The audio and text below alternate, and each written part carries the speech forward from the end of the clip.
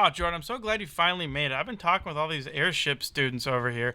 They weirdly were talking about this one called the Hindenburg that exploded because it was using hydrogen and not they swapped to helium because of it. Anyway, what topics do we have for today, Jordan? Well, we do have a couple of spicy topics. First thing we're talking about is how we feel about exclusive items being in sub-bundles. We're going to talk about the balance between nerfing raids and buffing players. We're going to talk about DPS rankings. But we're going to talk a little bit about why I'm getting rubbed a little bit the wrong way with the Dracthyr changes. And then we are going to retouch on add-ons. And in fact, we're going to read and go over some of the great feedback we got on our last episode. We're going to be reading some comments. Yeah, we figured that was going to be a great way. Instead of just commenting on it and typing it out to you guys, we could actually you leave comments or questions and stuff, and hey, we'll use it in Tavern Talk from now on. I think it's a fun way to connect with you guys. I mean, they think of things I didn't, so pretty excited to go over a couple of those. I'm really excited. Thank you guys for the feedback. Keep commenting down below. So I guess I'll start with the sub bundles. This is kind of interesting. I talked in the news segment that I am a regular 12-month subber. I'm what you would call a lifer, is what you would call me for World of Warcraft. You have been playing since it came out. Yep, I'm a lifer. So to me, I'm just cool that I'm getting this new mage cat,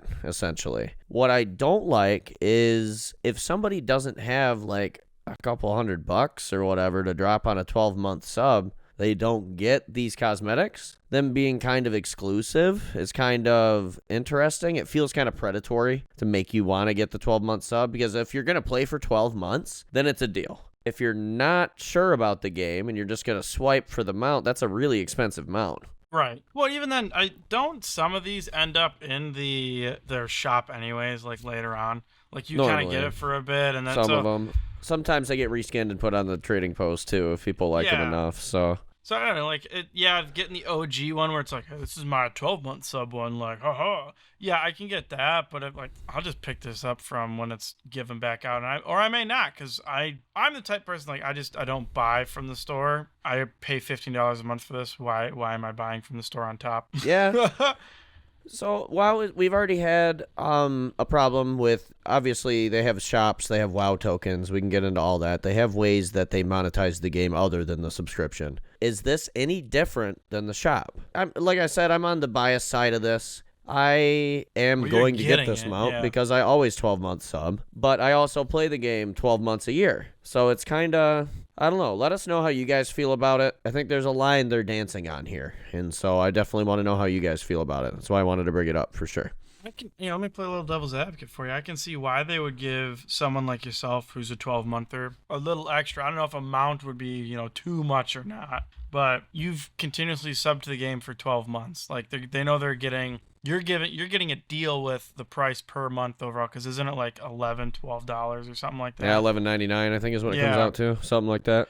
So you're saving a couple bucks. They aren't getting the full sub, and then they can throw you a mount. I can see where it's a little cost benefit, and the enticing thing to keep the players, doing it. But I can also see where it becomes, as you said, a little predatory. Or I don't care really. I mean, I try to collect mounts, but I'm not I need every mount that they release. Right. I'm not really either. So, you know me. I've been playing the game for 20 years, and I think I just bridged 200 mounts recently. So, I don't care. I get the ones I like, and if I don't get a one I like, whatever.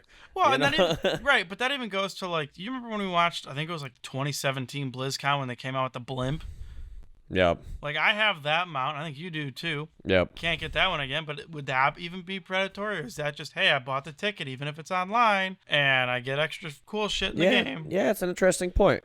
Yeah, that's another thing. Make sure, because, how is that different than exclusive mounts for being at Blizzard events or something, right? I guess. Well, exactly. It is different. Well, but I guess let us know. Go ahead. I would look at it as economic incentivization of the player base in a good way.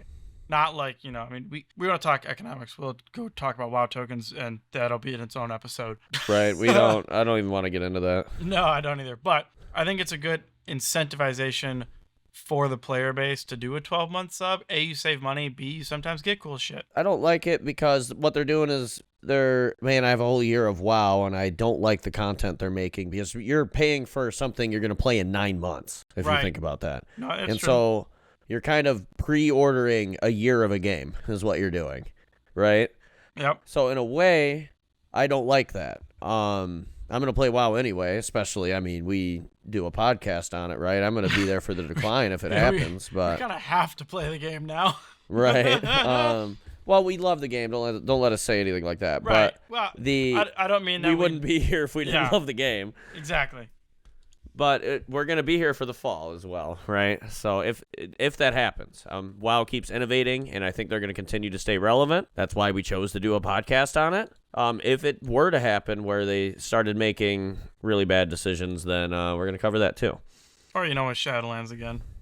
I'm talking, it could get worse. There's MMOs examples of worse, but we don't want to open that can of worms either. But start a brawl in the comments section. And so I just wanted to directly compare it to like a mount in the shop. It's kind of interesting. I kind of view it like pre-ordering, but I'm also the same guy that bought the War Within Super Mega Edition, whatever they call it, like the day you could. I'm a lifer, right? 12 months for me it's how it goes. Oh, it's that time of year again. The WoW sub hits, I guess me getting a mount for it's kind of cool. I like it. And my mage is going to ride on it. I'm sure you're going to get a good transmog. And that's what I like. Even though I keep talking about, it's funny because I'm going to get it and I keep complaining about it. But you bring up a good point. That is a cool little reward for me being there for 12 months, right? Exactly. So we're moving forward. I wanted to talk a little bit about the balancing between nerfing the content and buffing the players.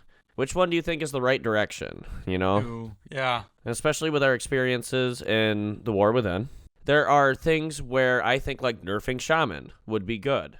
But part of what the Shaman has is all its utility. Like the Poison Cleanse Totem is where I'm going to here with the Cleanse Affix. Right. Or the Cleanse Bargain. You're kind of messing with one of its quirks to nerf it. I mean, wouldn't it just be better to buff everybody else? Wouldn't that feel better? Well, you could see this happen through, when we used to be 110. Do we not consistently get buffed through content expanding? Even not changing content in the current expansion, but over time. Like, we're going to get rebuffed again over time because new armor sets come out, new levels come out. They've already had a squish one time completely down to what? Yeah, the squish is interesting. 70? Yeah, exactly. So I think what it comes down to is where is it difficult and why is it difficult are two key points. So the where isn't, okay, we're talking content, like a raid specific, right? And then why is it difficult? Is it actually that, Ret Paladin is not putting out too much damage and a lot of people are trying to do that? Is it the fact that... Right, well, there's a couple of... Blizzard has created themselves a couple of knobs to play with here, right? Yeah. You have like the how easy is gear to get knob, right?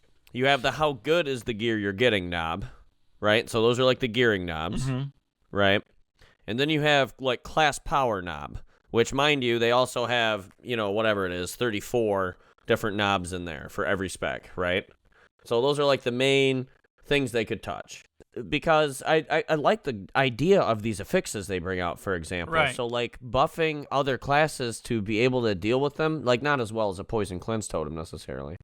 But really hammering that one giving home. them an option, or, like, everybody has, like, a Mythic Plus talent, or we talked a little bit about this, but I think they could do a little bit to buff the rest of the guys to be able to hang. You don't have to, take away what makes a shaman to make everybody be able to do the dungeon, right? Or the raid. So, we can get into raids, but this is specific, mostly dungeons is where the balancing is really whack. I wouldn't even say that it's, continue to buff players, and I wouldn't say it's, it's one or the other. I would say it like I said earlier, it comes down to the why and the where it needs to happen. So if it's that these are fixes we're having, which right, very situational, right? Exactly. It comes down to the data because we don't know what Blizzard sees. We don't. We can speculate all day. But they always, if you watch dev notes sometimes or read them, they will state like, from what we're seeing, okay, well, we don't know what you're seeing, but I'm sure they can understand when things are like, hey, because these changes have happened on, Warrior, nobody's playing Warrior now. So now we've forced our player base to change what they're doing, right? And even then, what is the player base wanting to do now? Or what is our new player base? Because that's even changed over time from, super sweats to probably more casual now. Yeah, so definitely let us know in the comments down below what you think. There's a lot of specific stuff here, too. Yeah. If you have any ideas on how they could shaman power on certain affixes, or if you think there's a better way to make, everybody a paladin, I guess, because we don't want a cookie cutter game. So I guess definitely let us know in the comments. We want to, maybe this will be the revisit topic. Some interesting stuff to talk about for sure. Definitely. So Jordan, you were kind of talking about this before we even started recording about the DPS rankings and following the meta or to not follow the meta. So why don't you, what do you got going on with this article? What's up? I do think it's interesting how many views and how much verbatim and how much people really take a look at these charts and act like they're gospel. Yeah. Now, what I do like about these charts is I think the ones we're going to link in the description below, they include spreads. This is actually pretty good Mythic Nerub-ar Palace information. They give you a lot of things. They give you overall damage, including trash. They give you just boss damage. And they show you spreads across players on Mythic. And so you get a good visual of the top level player, what you theoretically could do with your character, and the spread that a real person gets on it. What I don't like about it is you are choosing to play a class based on this, and what are we looking at here? The thing we're going to link is the 95th percentile is what we're going to link. So this is really, really crazy. This is really elite players that are playing it. And so there's a lot of variables that go into these charts that we can't see. Like, what if all Augmentation Evoker is only rough this time because all the guys that wanted to play it were forced into it, right? That's a good one. Hey, I don't know if you've ever been in a Mythic group before, but that's how it works. We need more Augmentation Evokers or whatever, right? So the way I didn't take too big of a look at how do they math this damage, but Augmentation Evokers on the bottom of the chart, which normally doesn't mean that people are going to play it. So I wanted to use this as an example to not chase the meta. You really should find a class you like playing. And to be honest with you, in this patch we're talking about, your class is probably going to change how it plays. If you want to play another one, that's fine. I don't think you should just go to this 1% chart and then pick the one on the top and then play something you might like less. You know what I mean? Yep. And then all of a sudden you silently become a meta chaser. Yeah, I think it's, if you really want to find a class you play regardless of where it's going on a chart, go play it to, level 20, 30. And if you stop liking it at that point, go play a different one. Try them all. I only recently figured out I love Paladin at week 3 or 4 of Dragonflight. Like, I used to play Priest all the time. And before that it was Death Knight. I got bored of them. Yet to find that. Granted, haven't played them both as long. My point stands. Find a class you enjoy playing and forget the meta, in my personal opinion. Absolutely. So now that enormous disclaimer's out of the way, let's talk about how funny this balancing is going. So Frost Mage and Arcane Mage, if you remember the beginning when the raid launched, Arcane Mage was number 1 and Frost Mage was like number 3. Now Frost Mage is number 27. Oh, that's good. And they're right at the bottom. And, remember everybody was like, oh, Fury Warrior is so strong. Fury Warrior is so strong. They're at the bottom of this chart. So it's like, I think the complexity of these classes is maybe some of what's leaking into this. Fury is just easy, but not actually as good as everybody thinks it is. So Rat Pally is up from 8 to 4th position. That's what I'm talking about. Well, that's overall. I'm looking at to damage to bosses. Oh, which... I see. That's the okay. second Sorry, picture, I'm yeah. I'm looking at the wrong chart. My bad. Which is the hard part of raids. Okay. But yeah, I guess as a rep paladin, if the whole group isn't there, you're better at clearing the trash. Yeah, I guess that's cool, right? I still smack pretty hard on single target with my build. No, yeah. Well, I mean, look at the chart. You're number 4, so no. Exactly. I smack hard. But Arcane's number 2. Let's go. Like I said, I don't play Arcane at this level. I'm not going to be able to do that. I'm not going to be able to do, 800,000 to 1.2 million damage per second on single target. Like, even more sometimes if you get your burst procs. Which is why when you take a look at these charts, you got to look at both. You got to look at the spread, too. Because the problem with Arcane Mage when you look at the spread is you can see how much RNG there is in it. Because if you... So, this is fourth picture, Nick. Oh, thank you. So if you take a look at the 4th picture in that article, you'll see that Arcane Mage actually is the low end of Arcane Mage spread. Is pretty close to everybody's. In fact, it's one of the lowest ones on the low spread. But then you look at its average, the big bar, and that shows what they do most of the time. And then you see at the top end what they can do as well in this chart, in the 4th picture.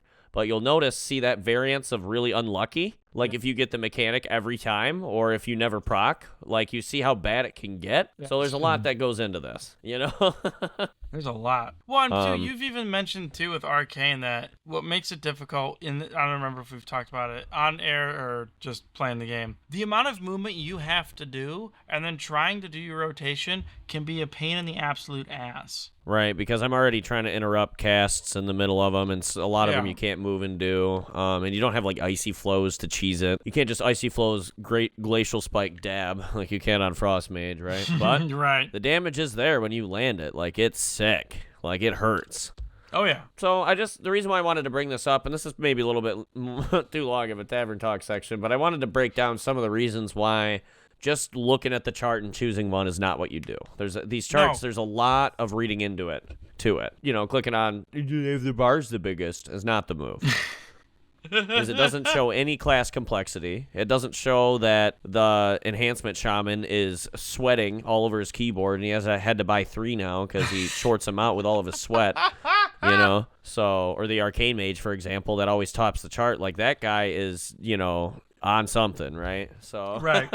Just there's a lot to those charts. There's a lot of rigging into it. That's why I wanted to talk about it. Oh, no, I think it's a great topic, and it's a great point, too, and that you and I both agree on, because it's going to make your playing experience vastly better to play something you like versus something that does good, because, oh, guess what happens on the next, round of big patch on classes?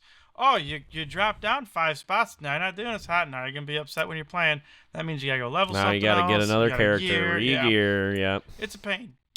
Jordan, there were some of the Dracthyr changes going on that you wanted to really hit home on, because you didn't tell me any details before this, so what's going on with it? So I really like the Evoker class, so I come from a bit of a biased side of this.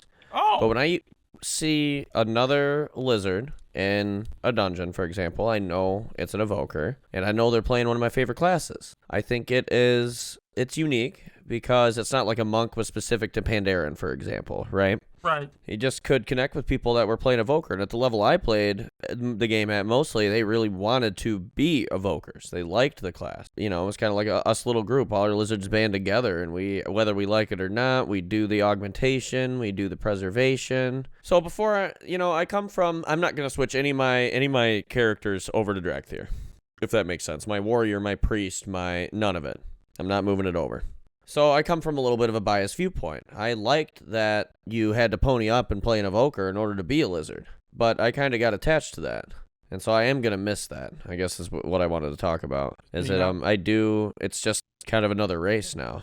I mean, there are some cool stuff, like the formation thing is kind of cute or whatever, but truth of it is they want more Dracthyr, and making it locked to one class they learned means there's not going to be a lot of lizards out there. Why they even did that in the first place, and I think you're absolutely right. They've learned from that mistake, and now they've kind of had this rigmarole of, well, we're going to introduce all these classes because they've learned. Right, and my hot take is I like that it was exclusive, and I guess that's kind of a hot take, isn't it?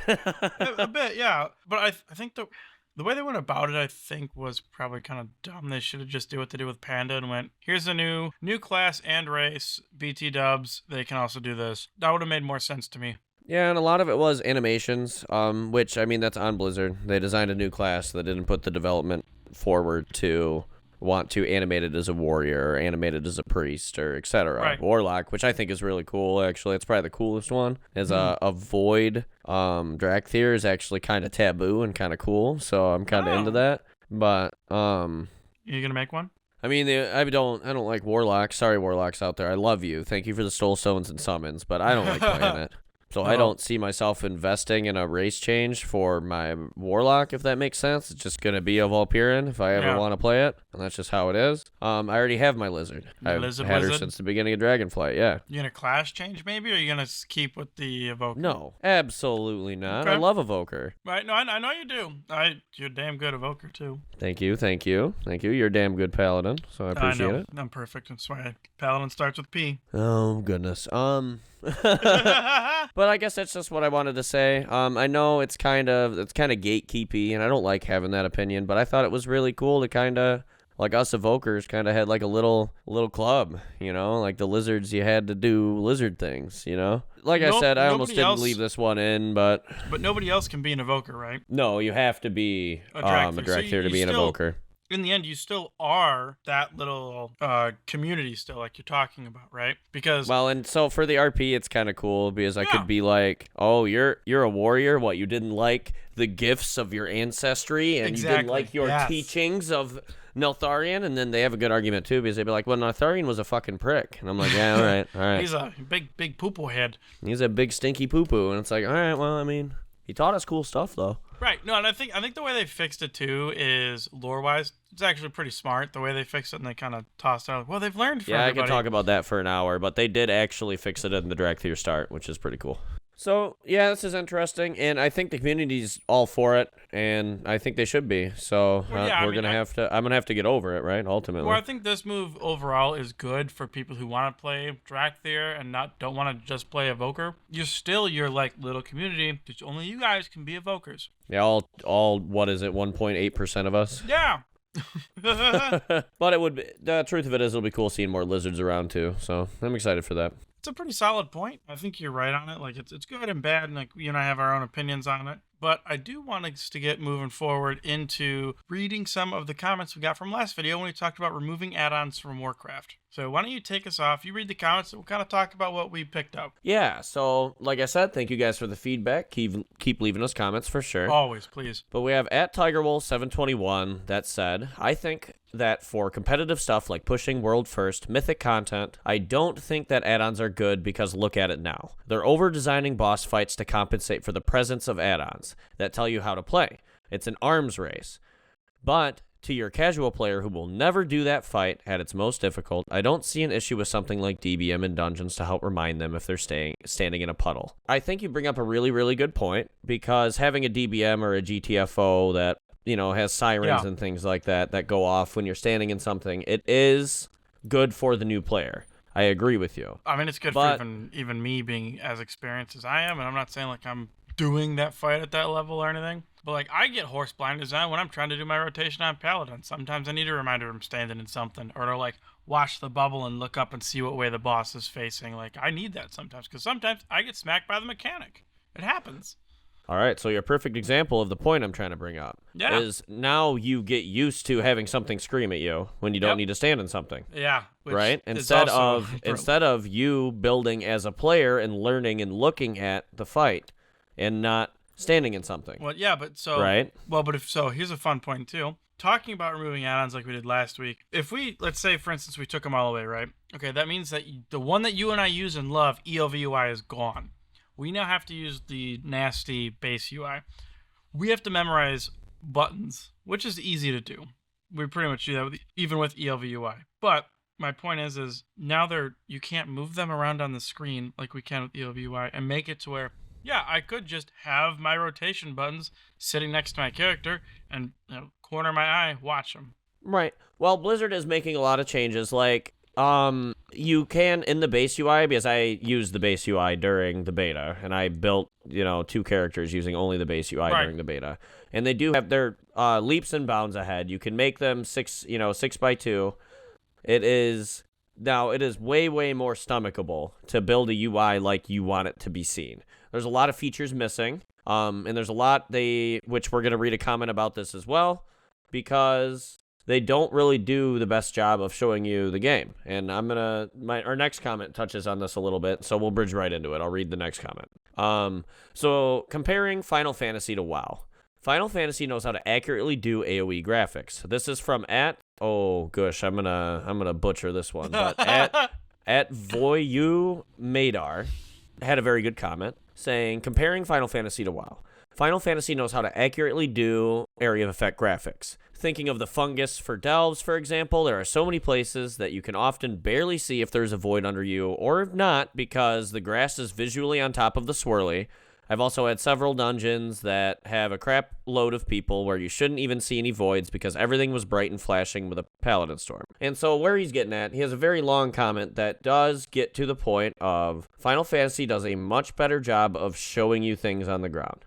My devil's advocate is you look at how WoW is now putting orange circles around the tentacle in Grim Patrol, for example. Like, yes. WoW is trying to take this seriously. This is interesting because tying these two comments together is I don't think it's even good for you either got to be for it or for against it. Because if you're going to let a new player have a sound on their screen that lets them not stand in something, what's stopping you from letting a mythic player have a weak aura that tells them when an ability is being casted? Like, what's the difference? You know, a pro player is good enough to know that he needs to know when a mechanic happens in a fight, and he's using a tool to be better at it, just like the new player is doing. And so WoW would need to do a couple of things. Their UI would need to go a little bit farther. And I'm not saying it needs to go all the way ELV UI, because ELV UI has its problems. You can change literally. They have 50 million dials you can change. And but then it's when you impossible change... to navigate. Like, if you're not a new player that knows what you want to see, like ELV UI is way too much. When they, like, well, they and then the combination with the regular UI is really complex, because some, the talking heads isn't ELV UI controlled, it's WoW controlled, so you have to use both. So there's some problems that the average player, it could not just pick up ELV UI and just have a great time with it. It's a very custom software. And so WoW is trying to find the balance with this. They want the UI to be easily customizable. They want you to be able to lay it out however you want. And to be honest with you, it's like early bartender level of being able to control it right now. I do think they're gonna have to, if they want to move away from add-ons and they want to burn this bridge, then they are going to have to make their game easier to read. Because if you want pros not using weak auras like the pros in Final Fantasy do, then you're going to have to design the game to be visibly, playable. And so the truth of it is, I do see us maybe being at a point where we can have a no add-on kind of World of Warcraft in the future, because they're making a lot of steps towards that. But there is kind of a balance where thousands and thousands of people show up to watch the world firsts. That's a serious source of content for them. So it has to be hard. And so conveying it to the player is going to be the complicated part of this. And I'm not a game designer. I don't know exactly how it works or things like that. I just wanted to bring up that there's a better job they could do at highlighting the mechanics, definitely, and your UI's interaction with it. We have a comment from KDE for Life Baby, who says at least keep RP add-ons in the game. So this one's interesting. And so if they do end up doing a big move on add-ons, the RP community is the ones who suffer the most, yes, definitely. If they do end up burning the bridge with add-ons. There is, TRP is awesome.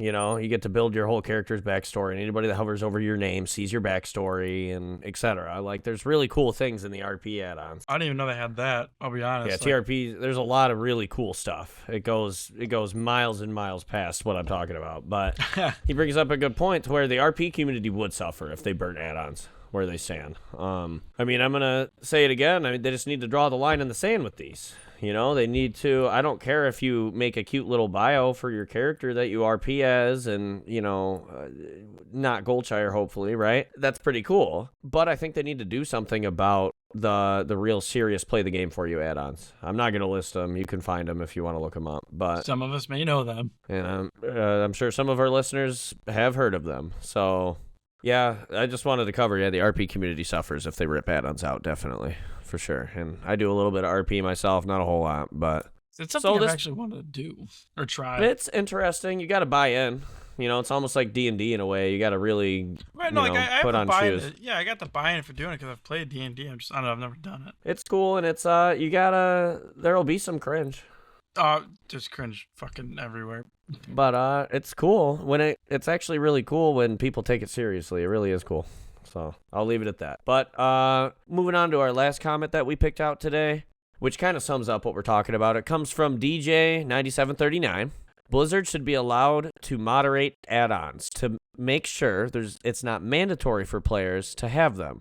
The fact that developers designed their raids with add-ons in mind isn't great for a number of reasons. And I think he does a great job summing up kind of what we're getting at here. WoW is attempting to make changes to make their game more fundamentally playable without add-ons, and we as a player base kind of should accept that. A better way of moderating add-ons is, it sounds really nice, but imagine implementing it. Do we want easy anti-cheat scanning all our add-ons every time we boot it up, for example? How are they going to do this? What are there any privacy concerns with something like this? This is anti-cheat's a very complicated debate, and so if you're going to allow them to moderate it, which Blizzard lays off a gajillion employees every month, how are they actually going to do it? It's going to be some, Azure AI stripping all your add-ons, and if that one does too much things, then boom, you're banned. How are they going to do that? I worry about the implementation of that. That's why it's almost like maybe rip the Band-Aid off enough at some point, right? Once you get your own game built well enough to be able to see dispels and make health bars the size you want and stuff like that, once they figure all that out, then they could rip the Band-Aid off. I'm just saying, if they did it now, it'd be horrible for the game.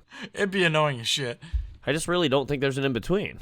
Right? Well, I think the only way that like you could really do a moderation is without doing something like you mentioned, looking at almost to like a kernel level and anti-cheat kind of thing, is you have them run their own like curse forge, and then you have to apply to put your add-on in, and then they approve it. Like that'd be the only way to moderate it, I think. Right. Without doing more loading bullshit. Right. They are kind of becoming an app store. Like, I don't like maybe it's pay to get listed. I don't like that either. They could be nasty with it. You don't have any of that stuff going on. It's literally just like, oh, I don't know if CurseForge does it. I know you can donate and stuff, but I don't know if there's a pay to be listed thing or not to that. But you just have a free add-on site for that is for WoW. You have to submit it to Blizzard. They have a team that checks it. They go, okay, this doesn't screw the game up too much. List it. And then you just, if it's popular and it works, there you go. Because like that let ELVUI right through. Like, and 9 times out of 10, probably what you and I use. Well, the way that's actually an interesting thing you bring up. With the way ELVUI operates now, it is because it's not on CurseForge. You have to go to their website, download it, and hard inject it. Right? That's true. I forgot about that. Yeah. And so I don't see ELVUI's current monetization, which is make you click through their website and see ads or donate to them. That's how they make money now. I don't see that transitioning well to this kind of system. Yeah. I almost wonder what if Blizzard says you give us $5 a month and we make this approved add-ons list thing. You can't use add-ons if you don't pay this $5. Like, I don't like that either. That's a pay to win. You know what I mean? It's like if you pay $20 a month instead of $15, now you can use add-ons. Like, there's a wrong way to go about this too. That's why I don't want it to be an app store. I don't think that they're going to be able to moderate in any way. I think we're going to kind of just have to deal with what we have, especially since they came out, I think base game, the ability to do macros like we had talked about too. Like you can code stuff if you want in the game. So you make your own add-ons completely with the tools they give you. Yeah, to a point, like mouse overs and whatnot. But so it's interesting though. Like I don't think that they're really gonna ever do it, to be honest. But and look at it. This is a good. One of our comments brought up that they making a good add-on pushes them to implement it. Yes. Which is a good point. Like, how hard is it for them to check a box on your healer? You can just check a box that has hover targeting. When your mouse is over the health bar, it targets them. Like, how hard is that? And you know how many times? What's the one that does that? I think it's Healbot is the name of the add-on that does it. I don't know. I haven't used a healing add-on forever. Or no, it's Click. It's spelled like a high school click, but it essentially clicks for you when you hover over a health bar. Hence why it's called Click. How hard would it be for WoW to just implement that and have it work every time? Yeah, I don't think that. I think it'd be a lot easier for them to do stuff like that than it is to manage a class through ongoing and ever-changing content. And I guess I could wrap this up with a bow. If you look at what Blizzard's focus is right now, if I was designing a game, battling add-ons is probably not my first focus right now. Maybe balancing the classes is. Right? Yes. So I could see them, because they are, in Dragonflight, they made enormous UI movements. You and I didn't experience them firsthand very much because we used a UI that's been way better for 10 years now. Right. For the base UI, they've made a lot of changes. And so if they keep doing this thing, they keep making the game easier to play with the tools within it, I think they could rip the Band-Aid off. Are they? Is it this expansion on the roadmap? Absolutely not. No. I just want it to be talked about because this is going to, as it's an arms race, like one of our commenters said. Yeah. And so I guess my devil's advocate to this is, as Blizzard does let us build our own UIs for this. They let us build our own tools. Like, if I have an idea for a better shovel, I don't have to use their shovel, right? Mm-hmm. So I guess that's it, Nick. Do you have anything else you want to add? No, I mean, we've pretty much hit the nail on the head on this one. Like, it's a big topic for both of us, and I think we've pretty much killed it. I do hope that we, keep giving us comments, like we keep saying. I think we're going to add this into Tavern Talk about whatever prior week subject was and just kind of go over what we like or what makes us think. Absolutely. So definitely leave us more feedback in the comment section down below. I do appreciate you guys listening so much. Always. And Nick, would you send us out? Definitely. Thank you for tuning into another exciting episode of the Valley of Spirits. We're your hosts, Jordan and Nick, your go-to Horde players. Join us in Dornegal on the Mal'Ganis server and look up our guild, the Electric Boogaloo, for some epic adventures. Our Discord is in every description. Please, you can just come chill. You don't even have to join the guild. Stay connected with us on social media. Follow us on Facebook and Twitter, or X as it is known these days, and by searching the Valley of Spirits podcast. Don't miss out on an episode. Follow us on Spotify or anywhere you find our podcast. And also check out our YouTube for additional content not found on our podcast platforms. Until next time, may your quest be glorious and your loot be plentiful. And as always, for the Horde!